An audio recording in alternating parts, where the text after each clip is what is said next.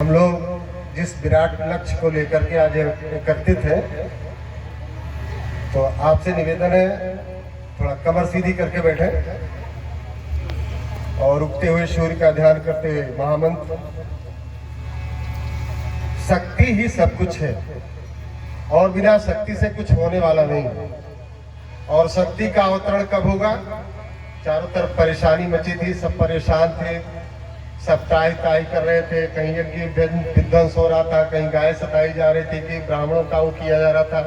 सब लोगों ने एक साथ आह्वान किया। उन्होंने कहा है कि जब जब जरूरत पड़ेगी आप बुलाएंगे, मैं आऊंगा। तो आज हम लोग बुलाने के लिए एकत्रित हैं, तो आप तैयार हैं? तो तैयार है तो सभी लोग कमर सीधी करके बैठे, पालथी मार के बैठे, उगते हुए सूर्य का ध्यान करते हुए हमारे साथ साथ गायत्री मंत्र एक साथ बोलने की कृपा करें। और निश्चित ही रूप में प्रभु हमारे कामनाओं को पूर्ण करेगा और सौभाग्य लौटेगा, निश्चित। आइए गायत्री महामंत्र एक साथ एक साथ। ओम भूर्भुवः स्वः तत्सवितुर्वरेण्यं भर्गो देवस्य धीमहि धियो यो नः प्रचोदयात्। असंभव संभव कर्तुमुद्धतं प्रचंड जंजावृतरोध सक्षमं युगस्य निर्माण कृते समुद्धतं परम महाकाल कालम नमाम्यहम्।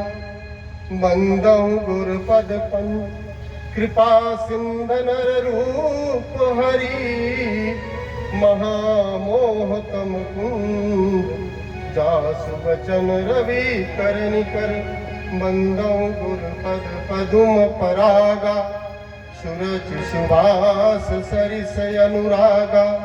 श्री राम नाम जिनका शांति कुंज जिनका धाम है, ऐसे श्री सद्गुरु चरणों में सबको बारंबार प्रणाम, सबको बारंबार प्रणाम।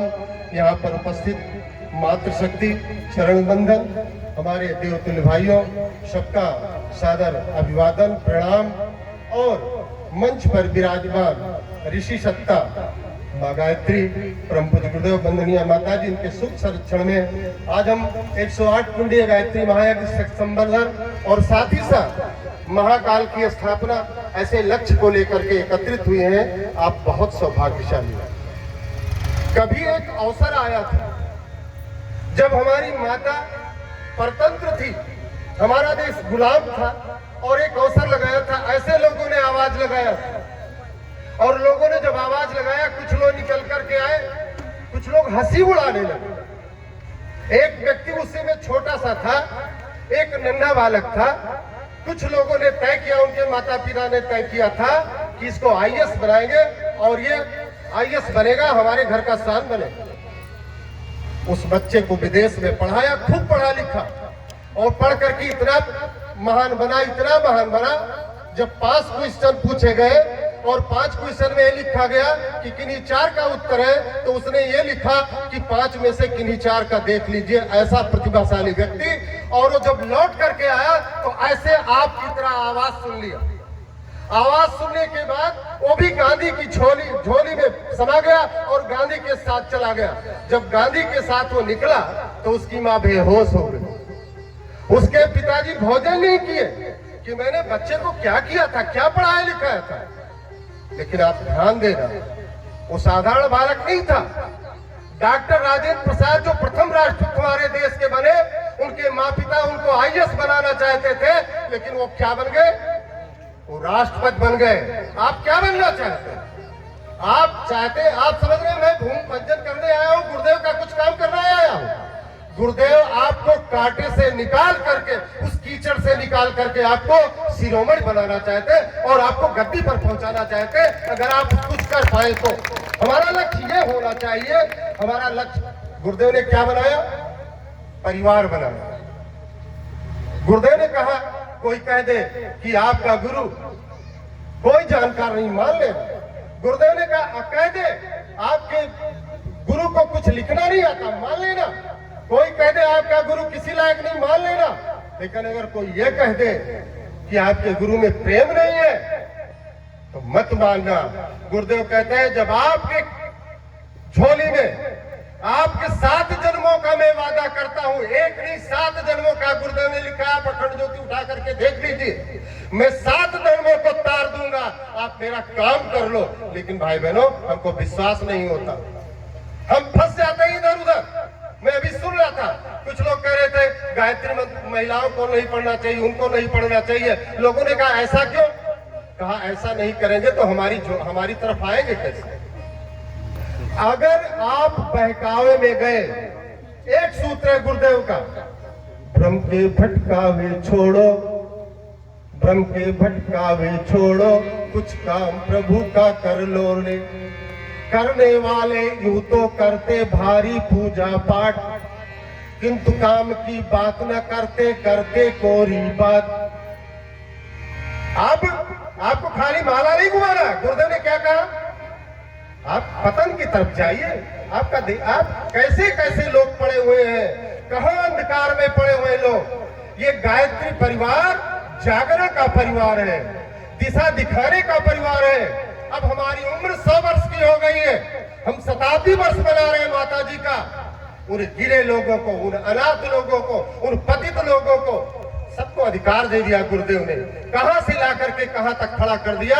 आज अगर हम पछता गए भाई बहनों, हम भूमि पूजन नहीं करना है, हम संकल्प लेके आए। हमारा संकल्प ये होना चाहिए कि बलरामपुर के 5 किलोमीटर की एरिया में कोई घर नहीं बचेगा जिस घर में मेरा अक्षत न जाए। आप घर घर चले तो जाइए, बुला तो लीजिए।